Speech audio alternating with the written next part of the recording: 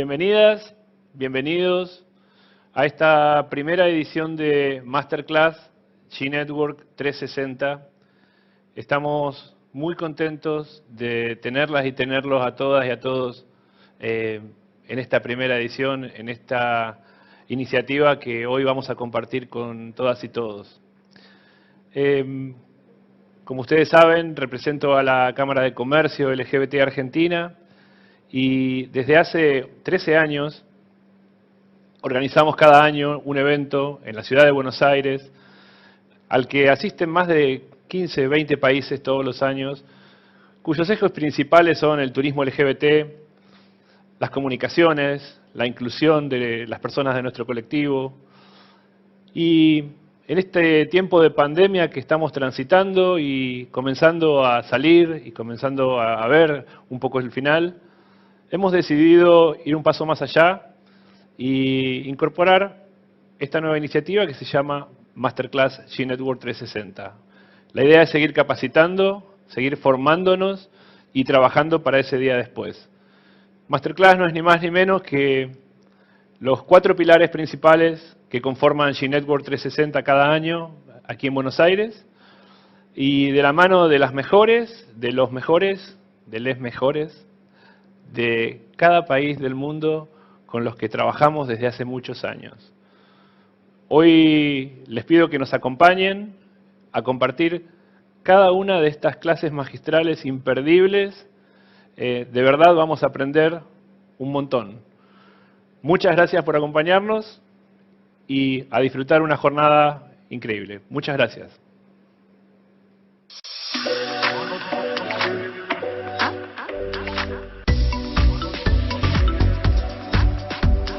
Hola, ¿qué tal? ¿Cómo están? Desde el Instituto Nacional de Promoción Turística de la República Argentina queremos invitarlos a participar este año del Masterclass 2021 que organiza la Cámara de Comercio LGBT de nuestro país. Como ustedes todos saben, la pandemia ha imposibilitado la realización anual del tradicional G-Network que se producía aquí en la República Argentina. En ese contexto, este Masterclass 2021 nos dará la posibilidad y les dará la posibilidad de conocer, aprender y escuchar de los principales expertos en el mundo de turismo LGBT. Este Masterclass va a estar dividido en 4 ejes temáticos.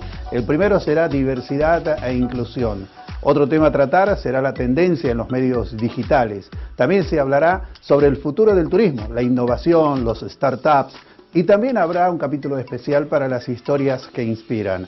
Es bueno que nos encontremos, es bueno que continuemos trabajando juntos para estar preparados en el momento que la situación sanitaria lo permita, las fronteras se reabran y comienza esta reactivación paulatina del turismo en todo el mundo. Los invitamos a compartir este Masterclass 2021. Bienvenidos.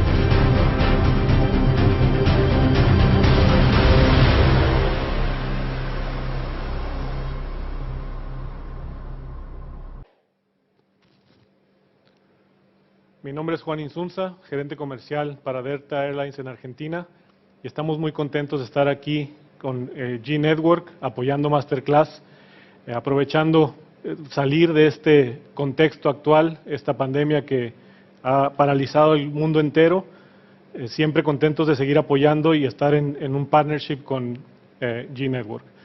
En Delta estamos comprometidos con la diversidad, con la igualdad, con la inclusión a todos los niveles. Y estos tiempos de COVID-19 nos han hecho reflexionar de una manera y darnos cuenta que en muchos aspectos estamos fallando y queremos enmendar eso, queremos arreglar eso. Estamos usando el poder de nuestra marca para hacer conciencia global. Dentro de la compañía tenemos 10 grupos de diversidad y bueno, contarles que Delta fue reconocida por la revista Fortune ya 3 años seguidos como el mejor lugar para trabajar en diversidad, el mejor lugar para trabajar para las mujeres y para los veteranos. Estamos muy contentos de seguir en este partnership con G-Network y nos vemos pronto.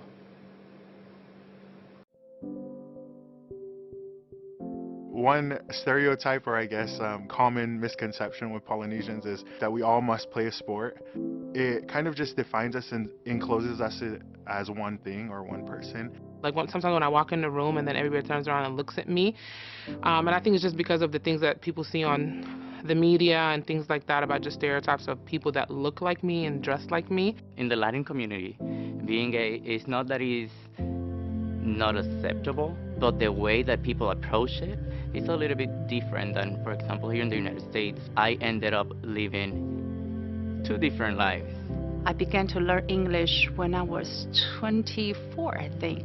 Because of your accent, they tend to perceive you as someone who can contribute less, which often is not true. As I grew up in a world that was not built for me. There generally has been an element of having to prove myself. I've always had tattoos, and for many years it was very much a taboo thing because the perception was that you're a bad person if you had tattoos. So I take my pride in proving them wrong, letting them know, I am a very good person, I'm a good father, I'm a responsible worker. A waitress came over and said that we couldn't hold hands in the restaurant. I was really just kind of heartbroken that somebody would feel that way just because I'm holding hands with a woman. Over time, you start to realize that you had to treat yourself the right way. It started to feel like it was about the time that I could safely come out and not have to worry about all the hate that seems to typically be lobbed at transgender people. The assumptions people put on you, it doesn't bother me now, but I remember when I was in college and I had told a gentleman that I was in the aviation flight science program, and he basically laughed in my face when I told him, my career choice. I hope that as time goes on, I don't want to be a rare sighting. My favorite thing about Delta actually is I was just always me. Like everybody treated me like I'm Yusra and nothing else. Working at Delta, it's afforded me the ability to experience lots of different cultures. I feel like I'm a better person because I've experienced more things. I am living my best life. I can't imagine being in other places where I can't be who I am. And Delta makes it so easy for me. We're not the same. It is okay. Delta is giving you the opportunity of being who you are and using those qualities to engage with passengers in the United States and if not in the world. I like Delta's approach to just treating us all like regular people.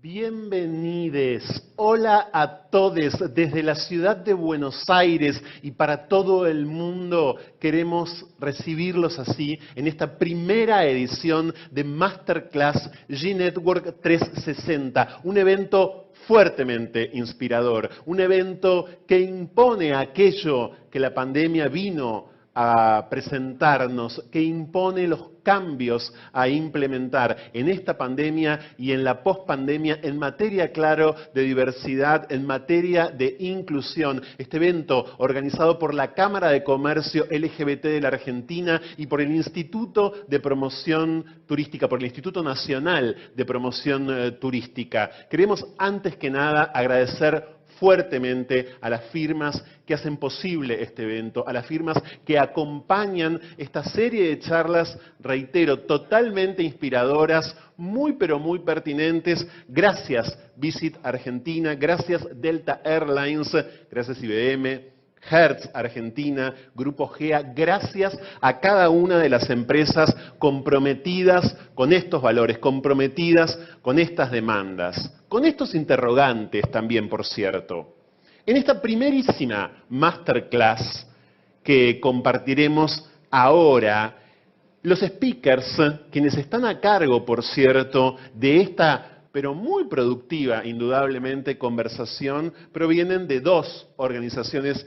Me refiero a IBM por un lado y a Out Equal por el otro. Ya mismo voy a darle la posibilidad a todos ustedes de que les vean. Ellos son, en primer lugar, Tony Tenicela, Global Leader Marketplace Diversity de IBM, también Delfina Daglio, Diversity and Inclusion Partner en IBM, Dina Fidas, Managing Director en Out Equal, y a Sibi Viverito, Directore Associade también en Out Equal.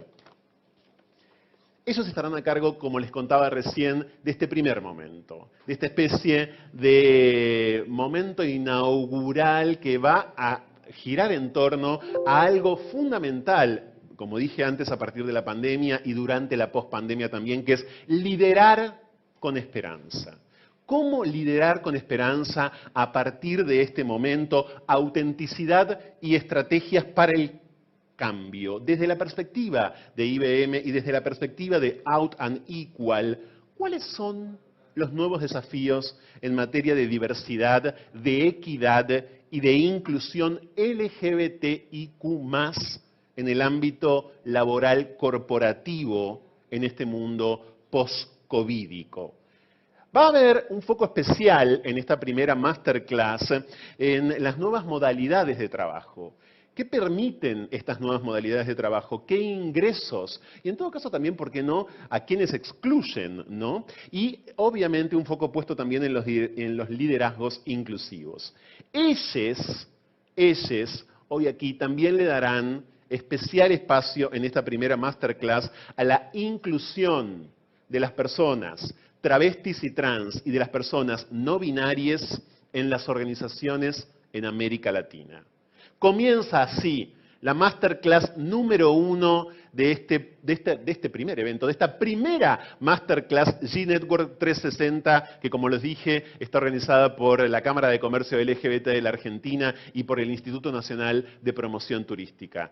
Los dejo con ellos. En un rato yo mismo aquí de vuelta, pero ahora experimentémoslos. Welcome, everyone. My name is Tony Tenicella, and I am here with my friend and colleague, Dina Fidas, from Out Equal. It's a pleasure to be with all of you virtually today. I hope that all of you are remaining safe and healthy during this unique times in our lives. Diversity and inclusion have been our passion, and it's been a really integral part of both of these organizations. IBM's long history in advancing LGBT inclusion is something that makes me very proud and was one of the key reasons that I joined this company about 25 years ago. IBM has more than 100 years of work on diversity and inclusion and equality in the workplace. Our legacy, our continued commitment to advance equity in a global society has made us leaders in this important space, but we can't do it alone. And it's something that I've been very proud to call Out Equal a formidable partner for IBM. And both organizations have worked very, very effectively across the different geographies for a number of years. And it's my pleasure now to welcome all of you to this first masterclass on diversity and inclusion, on what we believe is the future D&I agenda. So it's with my pleasure that I invite my friend and my colleague, Dina Fidas, to continue on this discussion. Dina? Thank you. Thank you so much, Tony. Thank you, Delphi and CV, and Pablo and Gustavo, who have had an extraordinary vision and an extraordinary impact, not only in Argentina, but around the world. So thank you all. Thank you for being here. It's a pleasure and an honor. We are still reeling from this global pandemic. Out Equal is now in its 25th year. And had you asked us a year ago at this time, where do we see this important milestone? You know, we would be talking about the need for global culture change across our workplaces. We would be reflecting on what were some very challenging times when, for example, employee resource groups were just forming at a lot of companies, and employees felt they needed to have off-site secret meetings so that no one gossiped about them. And because of the extraordinary leadership of people that predate me, I've been doing this work for about 14 years, and because of the extraordinary leadership of companies like IBM that have transcended their business impact and truly entered the space of social and cultural impact for good. So it's an absolute pleasure to be here. And to that end, I think after Delphi and CV introduce themselves, I want to talk a little bit more about how we in the global business community have generated new resources and new knowledge to cope with the pandemic.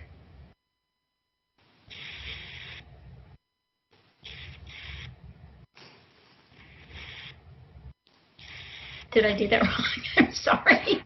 Okay. I'm so sorry. Here we go. You'll edit that out, right? Pablo and Gustavo can tell me. I'm sorry. I thought we were doing that. Okay. So, 1 year ago, CVV Burrito, my colleague, and our organization, we were working with our contacts at IBM and other major businesses in Brazil. We were on the verge of gathering 500 people for our huge annual Brazil Summit. And as the news headlines began to overwhelm and the arrows were pointing to canceling, we as an organization listened to our partners and we said, what do you need? What do you need to make it through this time? A few things I want to say about this global challenge as it relates to the conversation today. Number one, whenever we are in a challenge, either personally or as institutions, what do? You know, what we often do is we have to tap into a core of resilience. We have to think about our own personal histories. When have we faced adversity before? And we have to get in touch with our core values, because it's our core values that will help us through difficult circumstances. And we are in the middle of seeing this at a massive global scale and in real time, all together. And what we have seen in particular is that, for example, LGBTQ people don't get to take a break from the stress of being in the closet or the stress of bias in the workplace. And there is no slowing down the need we have to recognize one another by our correct pronouns, by our gender identities. And we've also had a huge cracking open globally on the recognition of our own mental health and the needs we have as employees. And I think in a very hopeful way, there's no going back after this. We will not be returning to a workplace where we don't recognize how the outside world is affecting us. It's affecting us as workers. Quite literally in real time, for those of us who are fortunate enough to still be working, we have brought the workplace into our kitchens, cramped in the corner of a bedroom, trying to continue working while our children are tugging at our sleeves. And a lot of us have experienced what sociologists call role strain. That is, role strain happens when your worlds collide. You know, you're known as the cheerful manager at work, and you get to leave your toddler having a temper tantrum at home. You get to leave your spouse who's mad at you for not doing the dishes at home. But during COVID, everything has come together. And, you know, for parents, this has presented unique challenges. For individuals who are the primary caretakers of their own parents, what we call the sandwich generation, people caring for elderly relatives and their children.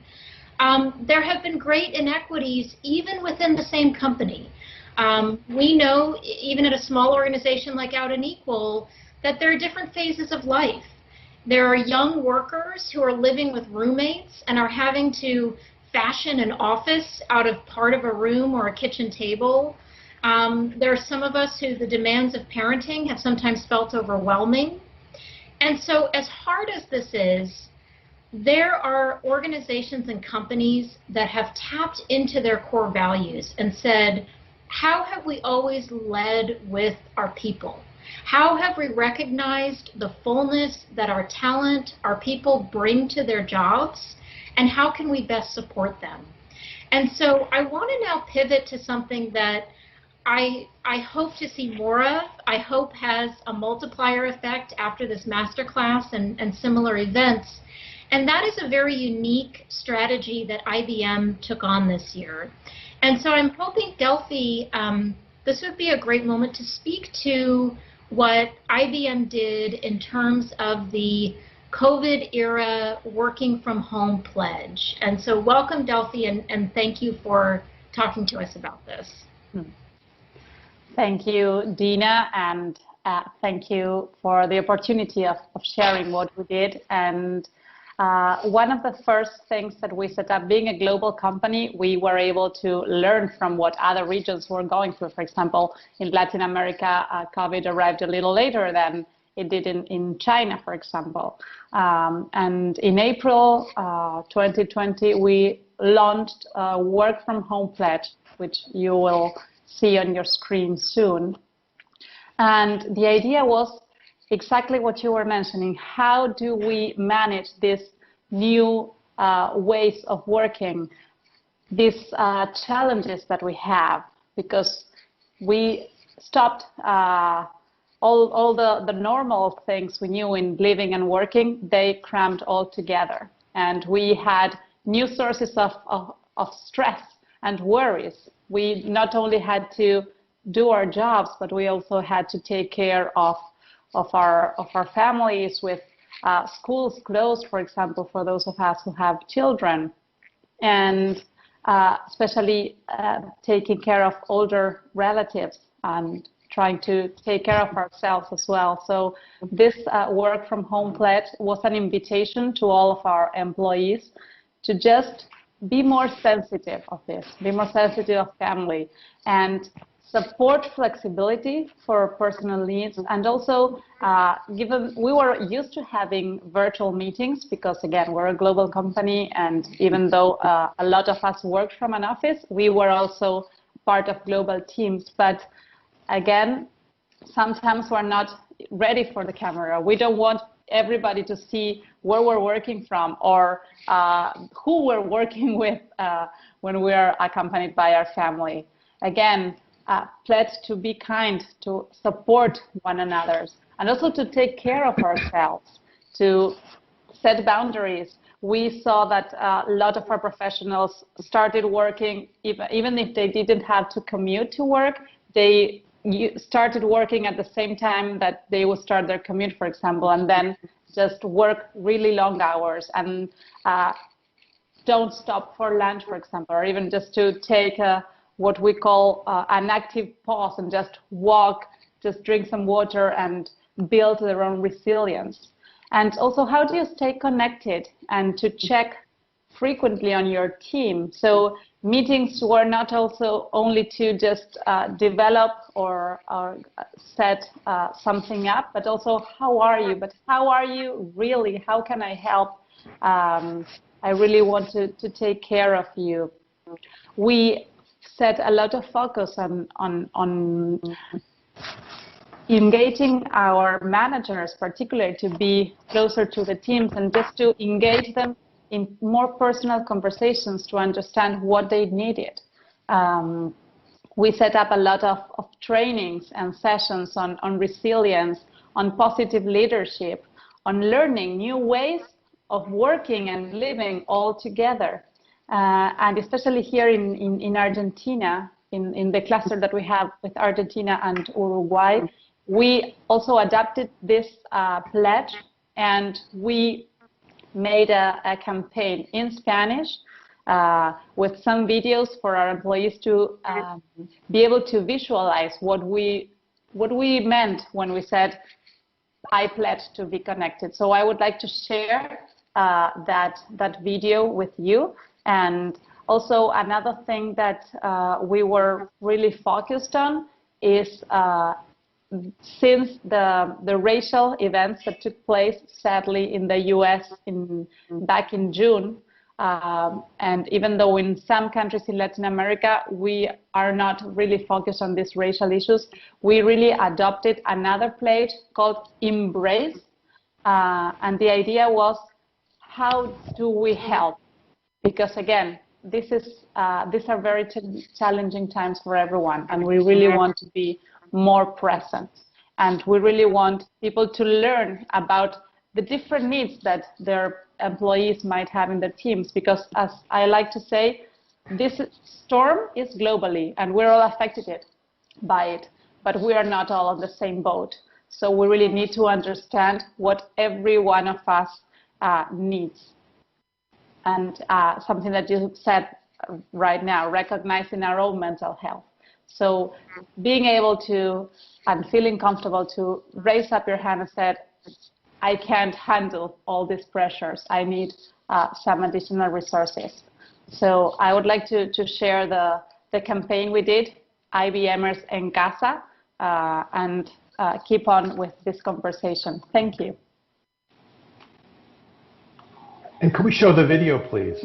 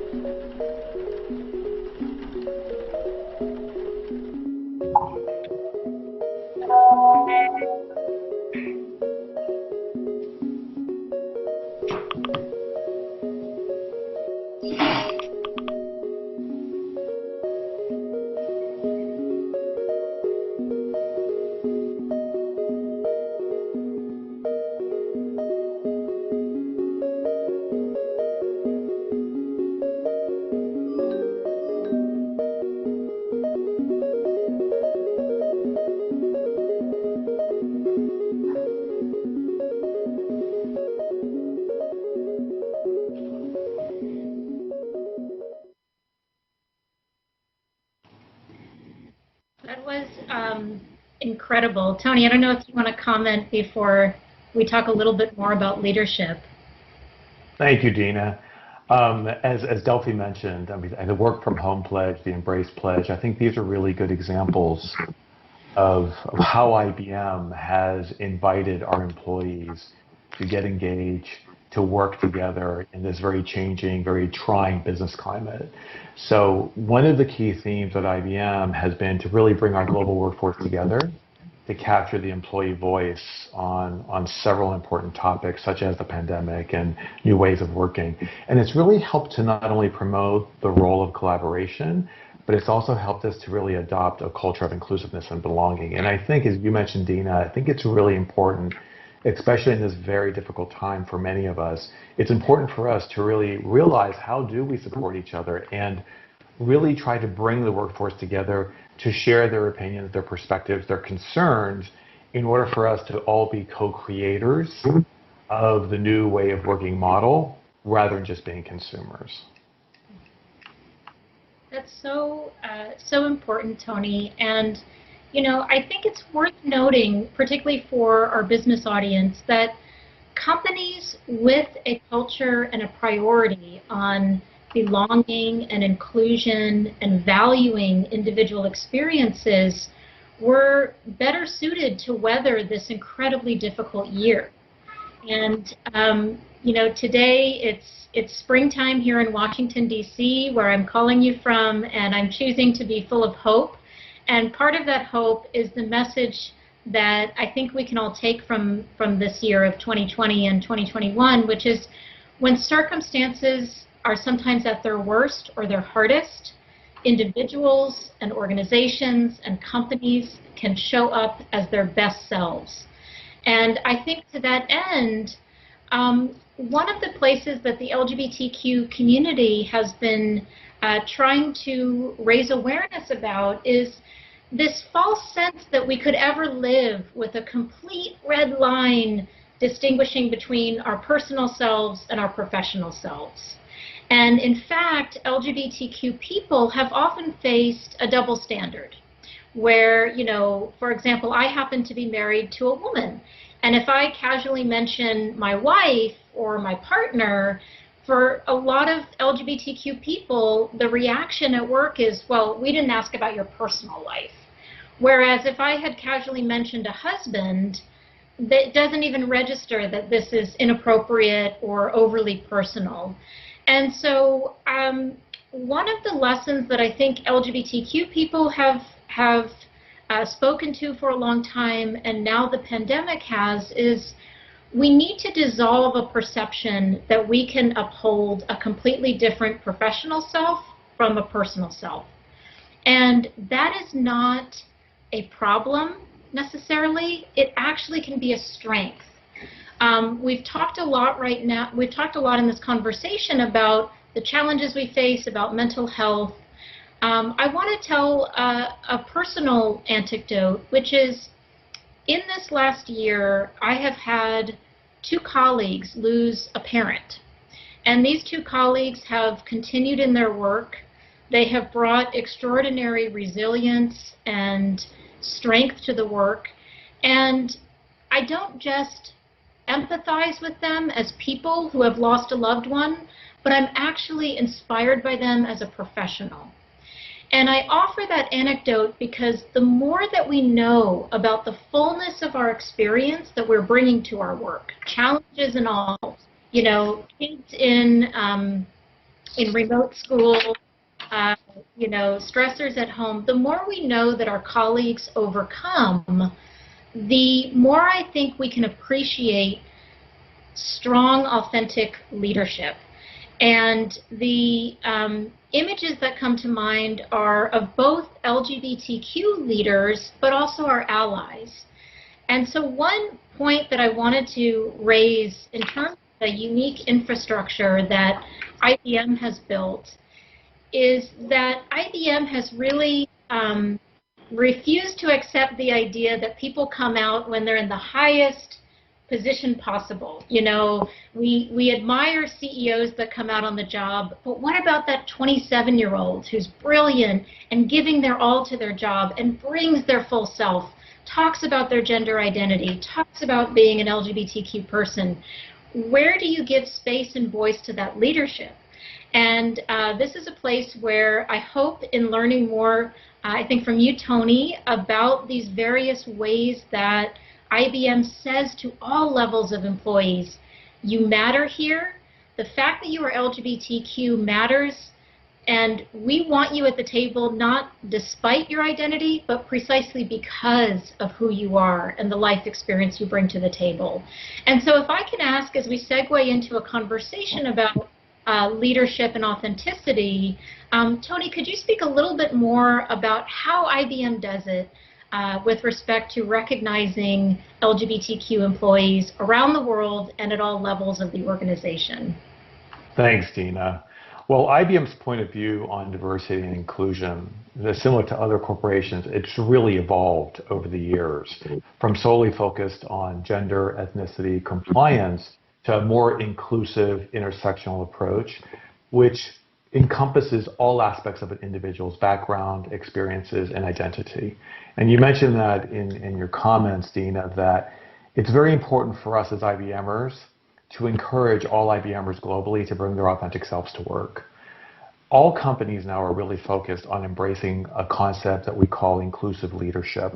And so, similar to all other domains of talent management, leadership management models have evolved over the years, and this concept of inclusive leadership is really focused on building a working environment where employees do feel respected, they feel valued and inspired to think out of the box and challenge the status quo. And it's really the responsibility of us as inclusive leaders that's going to create that type of environment. If we can show the slide on a specific study that was launched last year by the Harvard Business Review, they released a study on inclusive leadership, which identified 6 specific traits and that characterize inclusive leaders, and those are a visible commitment to diversity, being humble. This is a word that usually has not been associated with leadership, right? But as you mentioned, Dina, in these changing times, and as Delphi mentioned in the Work From Home Pledge, we have to really be humble and understand that we're all grappling with this pandemic in very different ways.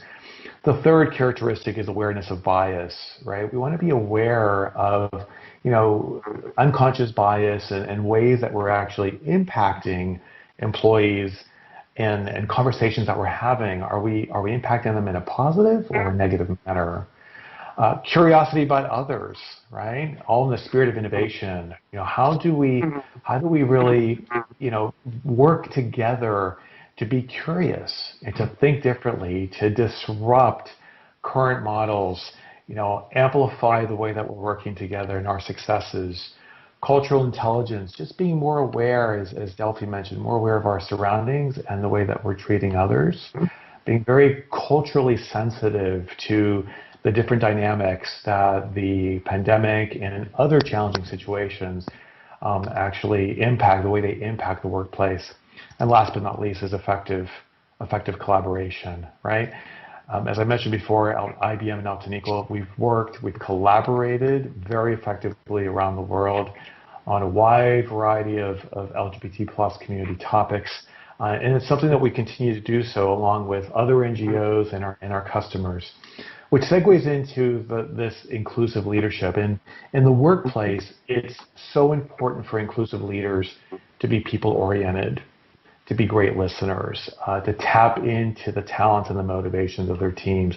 We also need to be patient, understanding. We're all, if you're listening to this call, I'm sure that you're a diversity and inclusion ambassador. This is something that you feel passionate about, and we want to be genuinely interested in our employees.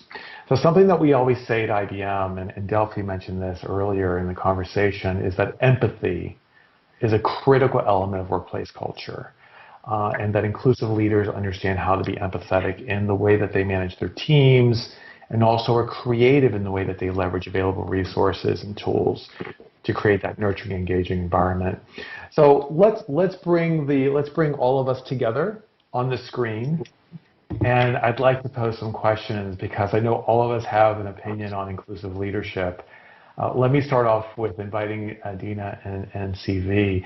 What has been your experience in working with corporates globally to address inclusive leadership? CV, do you want to jump in? Sure. Yeah, definitely. And thank you, Tony. I'm CV Viverito. My pronouns are they, them. And something you said really resonated with me, and it's something I've been thinking about, and we've been thinking about it out in Equal a lot as well, is that inclusive leadership stems so much from empathy. But of course, how do you get to that point, right? And so I think we forget sometimes that self-care and self-awareness yes, it has the word self in it, but it's not a selfish act. It's an act of inclusion as well. And so to do the work to deepen your self-awareness, right, is your first act of inclusive leadership. So reflect, research, as Tony said, be curious, try to become aware of your own personal biases, your blind spots, places where you have privilege, places where you don't, but also your existing strengths as a leader. And so once you embody that self-awareness, social awareness comes much easier. And those can be simultaneous journeys too, but social awareness, you know, it's part of emotional intelligence and empathy, right? So if we lack that, how then are we supposed to understand the layers and nuances of workplace inclusion and equity? How can we understand that our Black colleagues may feel exhausted at work after consuming news of so much violence against Black people? Or how can we understand that our non-binary colleague is running a little bit late to the meeting because they had to walk up and down 5 flights of stairs to go to the only gender-neutral restroom in the building? And so this level of empathy comes from humility and listening. And it goes hand in hand with the wisdom paradox, which is the more we learn, the less we know. And what that really means is the more you learn about other people, other communities, their needs, the more you realize you shouldn't have been so certain about things before. And you'll say things like, I don't know everything, and that's okay. Because the more I continue to learn, I'm also unlearning old programming. And so really the point is, as inclusive leaders, we must remain open to listening and also believing other people's experiences and making space for that in the workplace so we can exist as we are. And that's how businesses really thrive. And so at the end of the day, when you practice inclusive leadership and you hold yourself accountable for that, you now have a team of leaders who are treated equitably and can thus be their full productive selves at work. They can feel a sense of belonging and value at the company. They like working there. They like their team. They like what they do. And of course, last but not least, they have access to resources and support that can help them achieve their full potential. Excellent, excellent feedback, CV. Thank you. Dina, would you like to share your thoughts? Thank you so much, and I have to say I'm grateful every single day that I get to learn from CV Viverito, so thank you. I think what I'll speak to is actually how we as employees and as colleagues can help to facilitate at a very tactical level inclusive leadership. And there's a piece here that I want to hone in on, which I think CV began the dialogue on, of the wisdom complex. Culturally, for major multinational businesses around the world, culturally, it is not comfortable, it is not expected to have CEOs in the position of not having all the answers. You know, we look to our CEOs to guide us, to set the tone from the top. There's an immense amount of pressure on CEOs, and let's extend it to the C-suite, to that upper echelon of leadership. And at the same time, there is nothing perhaps more profound and more a catalyst for change than when you hear CEOs let their hair down and say, I had no idea. I had no idea that my chief financial officer had a transgender child and was suffering quietly, wondering if as a company we're going to speak out against a bill targeting one of my closest colleagues' children. I had no idea that my mentor was gay and actually didn't feel that he could be embraced for who he was until much later in his career. And so how can we then, as this global community of workplace advocates, create safe spaces for CEOs and C-suite leaders to learn and then strengthen their own inclusive leadership?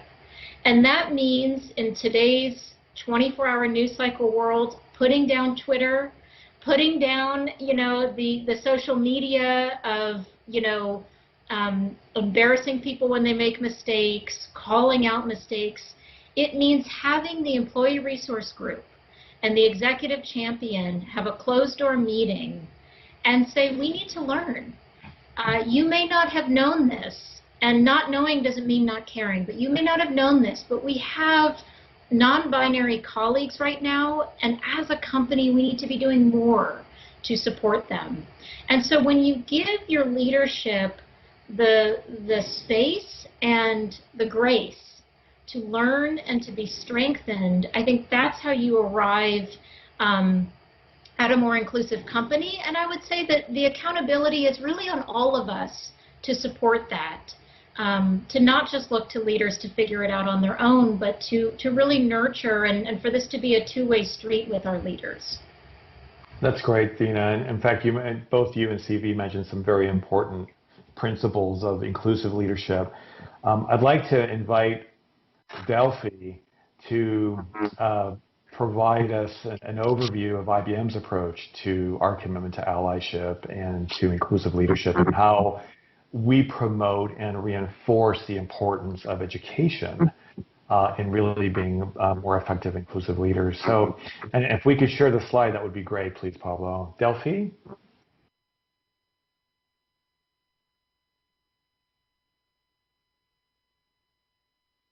Delphi, I think you're on mute, possibly. Hello? Do you hear me now? There you go. Yes. Okay. Yes. Let's go back. Thank you, Tony, for just coming up with this module and these topics, and thank you, CV and Dina, for enriching us and sharing your own experiences. One thing that we really just took to the next level last year was our Be Equal program. Be Equal was launched a few years ago as part of our efforts to really focus on having a more diverse leadership, but with a focus on gender. And then we really extended it to include all different aspects of diversity, right?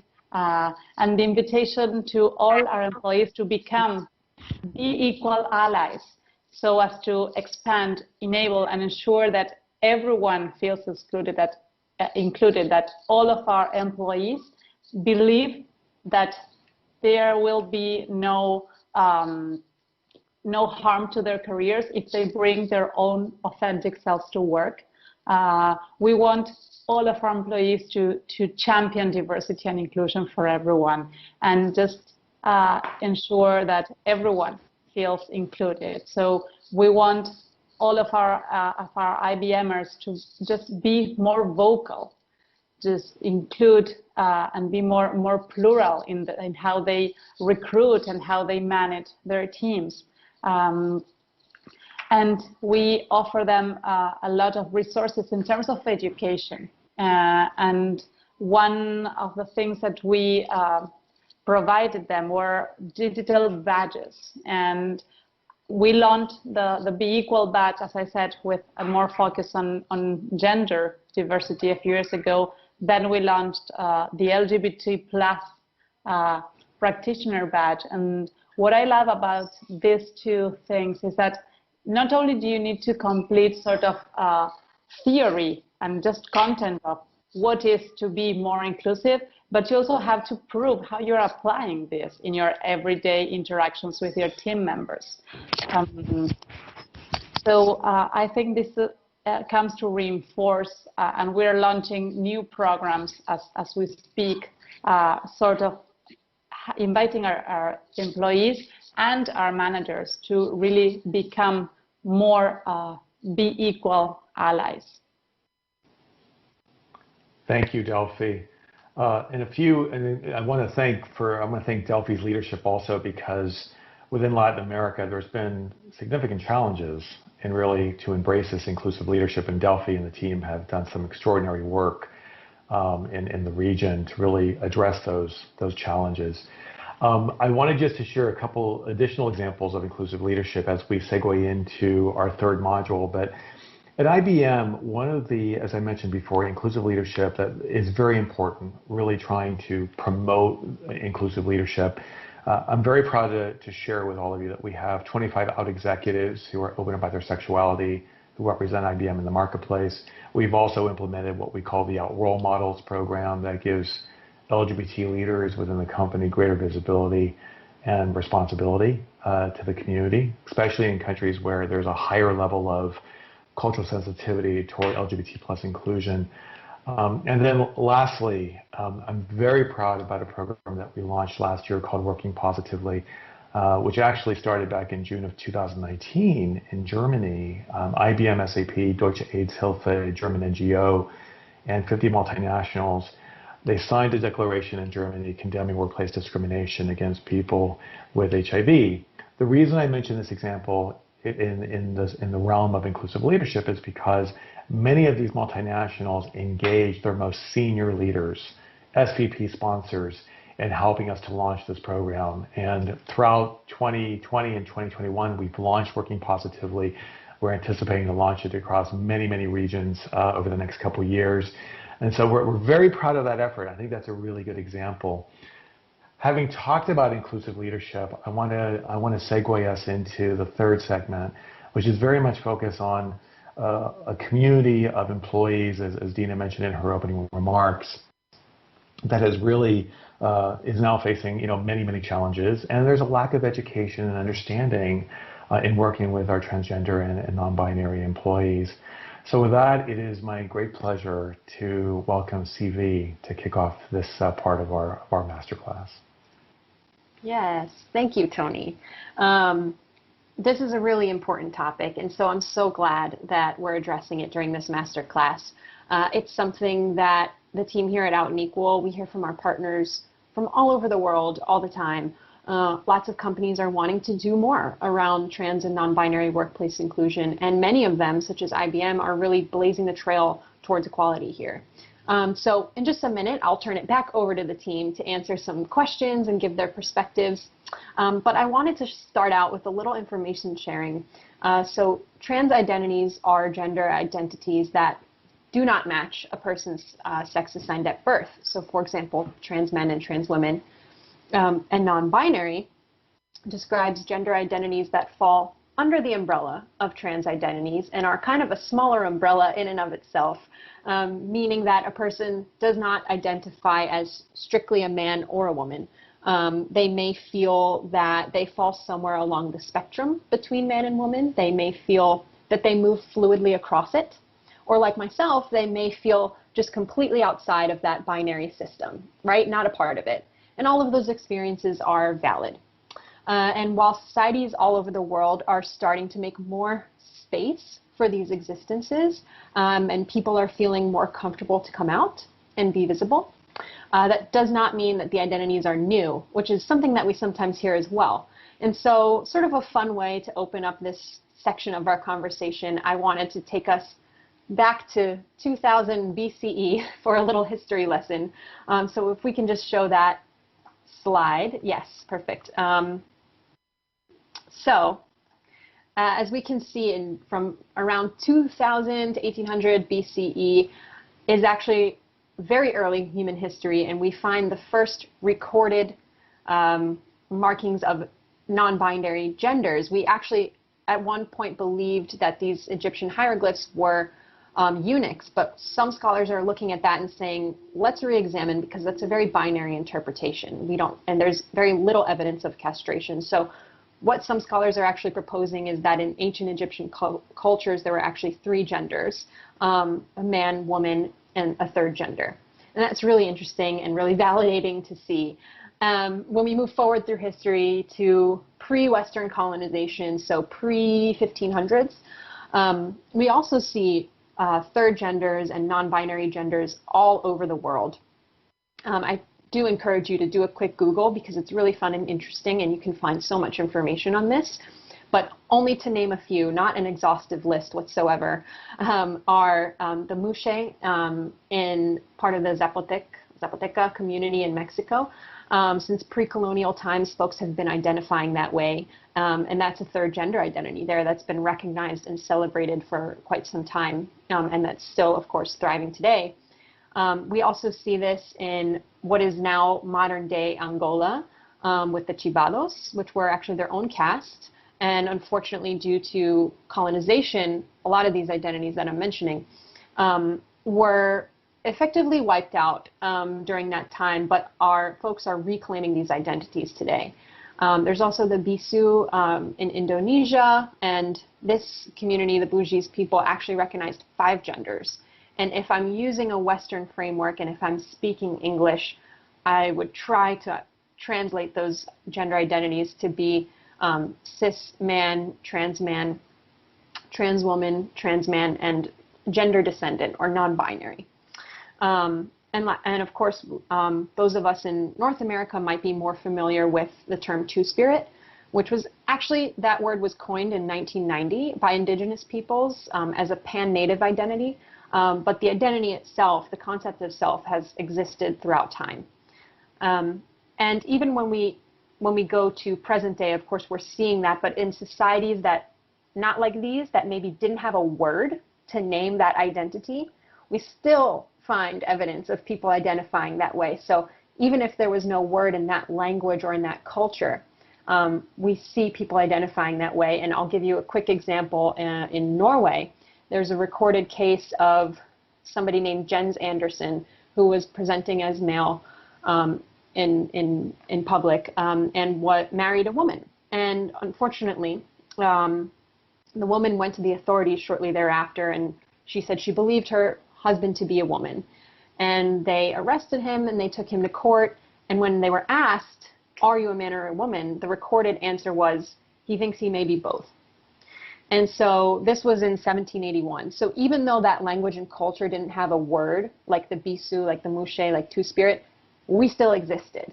And so I think that's just a fun way to open this section and remind folks. It is also a really helpful way to combat biases in the workplace when you do hear arguments like that, like this is just new, this is just a trend, this is the younger generation, etc. You can then point them to this information and say, well, not really. And so we also, one last thing that I'll mention, important when it comes to DEI work in any context, is language. And the way that we use language holds a lot of power. It has the power to offer acknowledgement, validation, respect, and it has the power to deny them. And so it's vital that we practice inclusive language if we wish to construct spaces where everybody is welcomed and celebrated and belongs. It gives us a framework to understand the world around us. When we begin to learn new language, we can conceptualize other folks' existences in a positive way.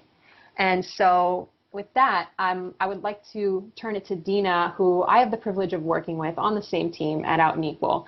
And I have to say that as a trans person myself, Dina is an incredible ally to me and has stepped up countless times to advocate for me, to correct others when I'm misgendered, and to very gracefully find moments of opportunity to educate others around trans and non-binary inclusion. And so she is really a testament to the importance of allyship and how it creates a workplace where trans folks can feel a sense of belonging. And so Dina, I was wondering, and we can turn the screen to everyone. Yes, we have it. Could you tell us a little bit about everyday actions towards culture change? Because I think sometimes it can feel intimidating to confront structural change, but actually everyday allyship matters so much, and it pushes us so far towards real significant culture shifts. So can you talk a little bit about that? Yeah, absolutely. And thank you for the kind words, CV. A few things come to mind, and I think we should begin any conversation about how to be an ally with some points that Tony made earlier. To remain humble, remain curious, and I think something that is paramount to practicing allyship is to be comfortable with the words, "I'm sorry," or I'm going to strive to do better.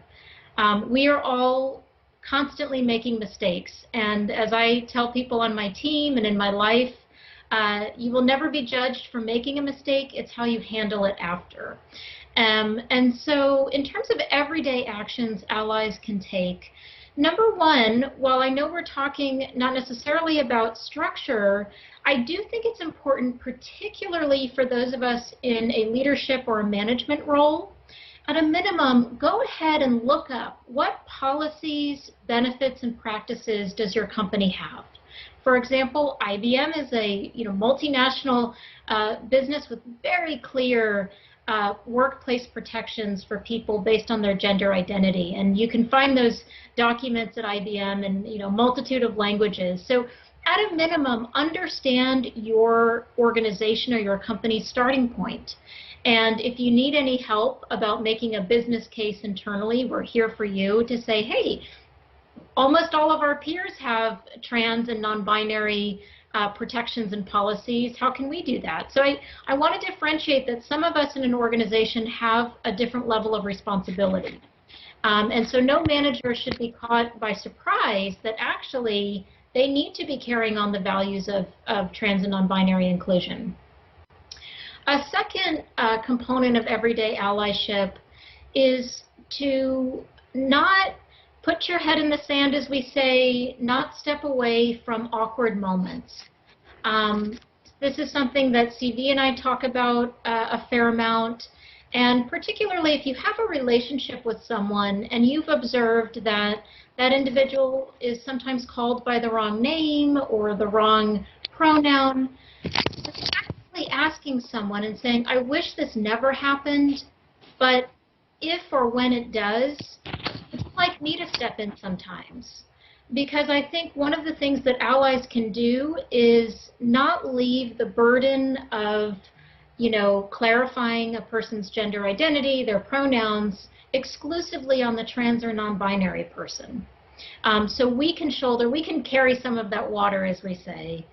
Something else that is relatively small, but I think carries a great amount of impact, and quite literally everyone watching today can do, is proactively tell people how you just spent your time today. Tell people that you attended an event that spoke specifically to trans and non-binary inclusion, because I can guarantee for a colleague who is the parent of a transgender child, for a colleague who uses gender-inclusive pronouns outside of the workplace and is wondering if they can do that inside, the antennae are up. The antennae are up and they'll say, wait a minute, this person values this so much that they took time out of their day. This is a professional topic, and when I'm ready, this is going to be somebody I can confide in and I can talk to. So I think all of these are very important forms of everyday allyship. And then, on a very structural level, begin meetings with your name and pronoun. I strive to do this. I'm not perfect. I sometimes forget, but I can pick up where I left off. You can put your name and pronoun in your email. And you can even link it to an educational resource. That's something that we do at Out Equal, so that every time you send an email, there's a possibility of helping somebody learn and grow. So just a few ways that you can be an ally. So thank you, CV. Nice. I love that. Yes, thank you, Dina. And actually, speaking of pronouns, as you just mentioned, I'd love to turn it to Tony and Delphi as well to share IBM's approach on how they introduce the usage and the normalization of sharing pronouns within their company. Thank you, CV. Well, first and foremost, it really is so important for all of us to inform colleagues how we want to be addressed. Personal pronouns have the power to affirm someone's gender identity, and the ability to really designate pronouns really allows us to be respectful of others and refer to them in the manner they wish to be addressed. And I think that's really important, again, as we've been speaking in this master class, that helps us to foster a culture, a climate of respect and inclusion. At IBM, we formally rolled out personal pronouns last year, so that employees in many countries have the option to select their pronouns in Workday, our HR system. And thereby, by choosing their personal pronouns in the system, it auto-populates into our internal employee directory. Our senior vice president sponsor, SVP sponsor, Bridget Von Kraligen last year, actually published a posting across social media that was amplified in many, many different social media channels on the importance of personal pronouns. And so from the very top, as Dina mentioned, it's really important at all levels of the organization to fully embrace and understand this aspect of inclusion. Delphi, I'd like to invite you also to talk a little bit about a very successful event that you and your team organized last year. So I'll pass it over to you. Thank you, Tony. And before I tell you about this webinar, I also wanted to add that in other collaboration tools that we use, such as Slack, to message each other internally, we can also add our personal pronouns. And I think what Dina mentioned about including it in our signatures, that's also a very strong message, so that we encourage other people to do the same and just to learn more about personal pronouns. And just going back to this webinar, Transformar la Mirada, last year when we were planning our Pride Month events, we decided to do one event aimed at external audience, even though we also invited our IBMers in the region. And we decided to focus it solely on the transgender community. And what we were thinking when we started organizing it was a lot of the focus that's done, particularly in Latin America, when it comes to the transgender community is, okay, how can we hire more people, or what should we do when we do get a new hire who identifies as transgender? And it struck me that what are we doing as corporations to support those transgender employees that are already working with us? And IBM had already published a white paper in alliance with the Human Rights Campaign, HRC, just sharing our own experience. As I mentioned before, we had this LGBT plus digital badge that we offer, and part of this learning that we offer our employees is how to lead inclusively when you have transgender people in your teams, and just to learn more of, you have an employee who is transitioning while working with you. How do you offer support? How do you have open conversations with the team so that everyone knows how should I refer to this employee after the transition and such. And so we just focused on this community, and we offered participants access to the document and an explanation of all the work and the journey we had done internally to arrive at that point. And also we invited one of our transgender employees and a manager who had supported an employee during his transition to share their own experiences.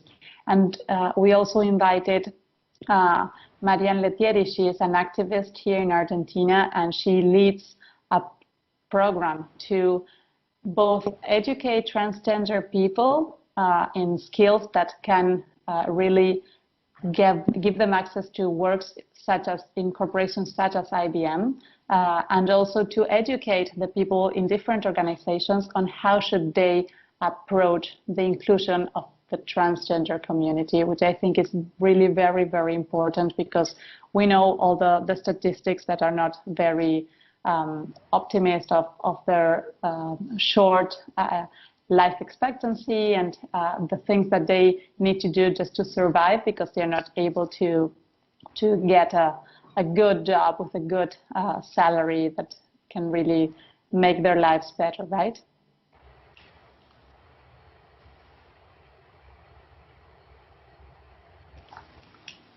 Yes, perfect. Thank you so much, all of you, Dina, Tony, Delphi, for sharing. It's really insightful, and it's really helpful to hear those practical examples of what companies can do to advance trans and non-binary workplace inclusion. And so with that, I think we'll end this section on trans and non-binary inclusion. And Delphi, I'll turn it back over to you to close us out. Thank you, CV, and thank you, Tony and Dina. I have taken so many notes that I'm having a hard time just closing in time for this. But I think a few of the things that we mentioned are very important just to reinforce. The first is, I love the title of this section, Leading with Hope, and just leading with authenticity. And how do we invite all our collaborators to bring their own selves to work? How do we create that environment where we can ensure that everyone feels safe and comfortable to come out as they are and to show themselves as they are?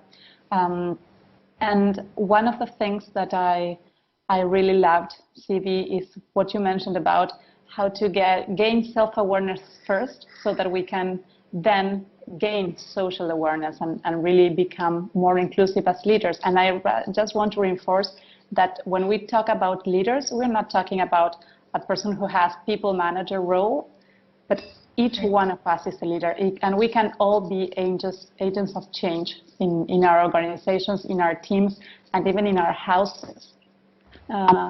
And one thing I also loved is it's okay not to have all the answers. We need to be honest and humble and say, I just want to learn more. Tell me more. How can I help you feel more included? And I'm really sorry that I did not use the correct pronouns. I'm sorry that I did not use inclusive language. Tell me more. So maybe it's an invitation to organizations to, I don't know, do more reverse mentoring sessions and invite people in the LGBTQ plus community just to share their own experiences with leaders so that we can really all learn, and invite our leaders to be open and to really think that when you're managing a team, and particularly at times so challenging and VUCA as we are living right now, you need to be empathy. You need to be empathetic and to have empathy with your team. So it's impossible. It's really, really important to be more resilient, and to build this resilience, you just need to be open to keep on learning, adopt a growth mindset, and just say, okay, I'm sorry, I don't have all the answers, but I really want to learn more. Thank you all for joining us this morning, and we really hope that together we can build a more inclusive society, more inclusive workplaces where everybody can just feel that they can bring their own authentic selves to every environment they want. Muchísimas gracias, Tony, Delfina, Dina y CV. Los aplausos en este momento no son posibles, pero creo que se traducen, cómo no, en una sensación justamente de esperanza, de muchísimo entusiasmo, de algunas respuestas. Recién les escuchábamos hablar de preguntas y de respuestas. Bueno, algunas preguntas nuevas, algunas respuestas nuevas también. Les quiero invitar a que no se vayan automáticamente. Por el contrario, que se queden, porque aquí, en este momento, en esta instancia de esta primera Masterclass G-Network 360, se viene de inmediato un reconocimiento. Ustedes saben que hay empresas que acompañan a la Cámara de Comercio LGBT de la Argentina desde un primer momento, y que son empresas que han hecho y siguen haciendo un montón para acompañar la tarea de la Cámara en la Argentina, para, cómo no, que esa influencia también llegue a los países de la región. Acompañan estas empresas a la Cámara en un sinfín de propuestas y de proyectos. Para la Cámara de Comercio LGBT de la Argentina es un placer verdaderamente, es un honor poder trabajar con empresas así, que se comprometen y mucho en la diversidad, en la inclusión, en la verdadera equidad para la diversidad sexual en los espacios de trabajo. ¿De qué empresa estoy hablando que recibirá en este momento un reconocimiento? De esta.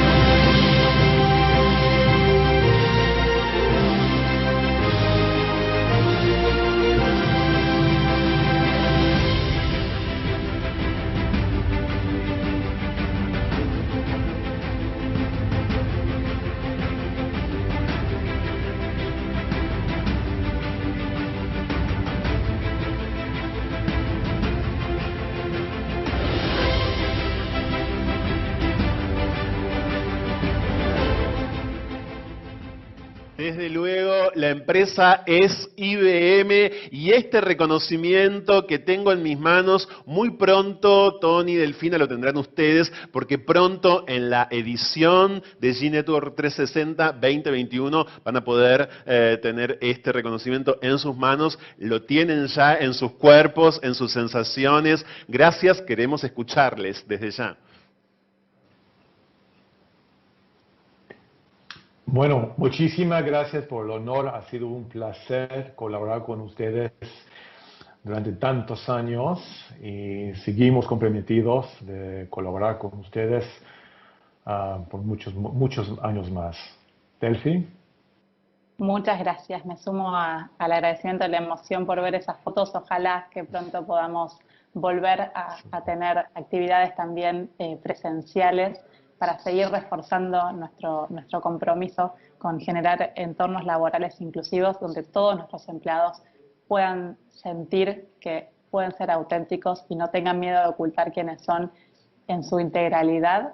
Y es un placer seguir trabajando en conjunto con G-Network, con organizaciones como Out Equal, y gracias por darnos la oportunidad también de seguir aprendiendo, ¿no? Porque este es un camino realmente de ida que nos apasiona, pero todavía vamos por mucho más para seguir aprendiendo cómo podemos hacer para que realmente todos nuestros colaboradores en todos los rincones del mundo sientan que pueden ser auténticos. Muchas gracias de corazón. A ustedes, Tony y Delfina, muchísimas gracias. Vienen colaborando, como decíamos, y activando y produciendo junto a la Cámara de Comercio LGBT de la Argentina hace más de 10 años. Merecidísimo, por supuesto, y cómo no, el deseo de seguir produciendo juntos, desde luego, es mutuo. Gracias, muchas gracias además por haber abierto esta masterclass. Muchísimas gracias, Tony, muchas gracias, Delfina.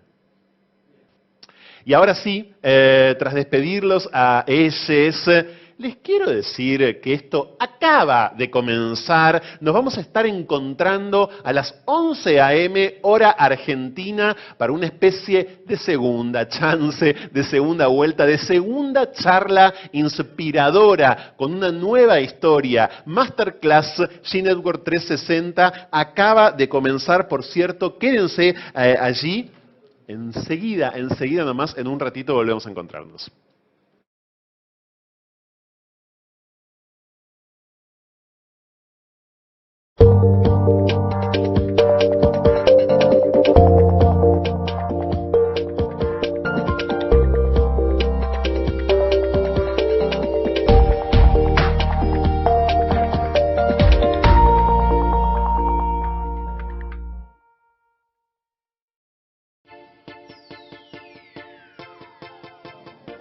Hi everyone, I'm Mariano de Lelis, and on behalf of Pride Connection Argentina, we're so excited to join this masterclass today.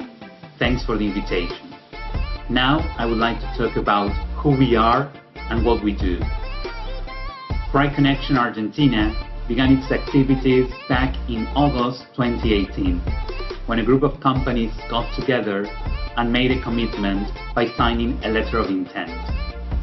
Since then, our ever-growing network seeks to promote and strengthen labor best practices for the inclusion of lesbian, gay, bisexual, transgender people and all the LGBTQIA+ community in the corporate environment in Argentina. Today, we bring together managers and employees from more than 40 member companies across all industries and all sectors. Our goal is to position Pride Connection Argentina as a leading group to promote best practices for workplace diversity, inclusion and equity for the entire LGBTQIA+ population. We want more companies to join and participate in our network. You can find more information about us on LinkedIn. We look forward to seeing you soon. Thank you.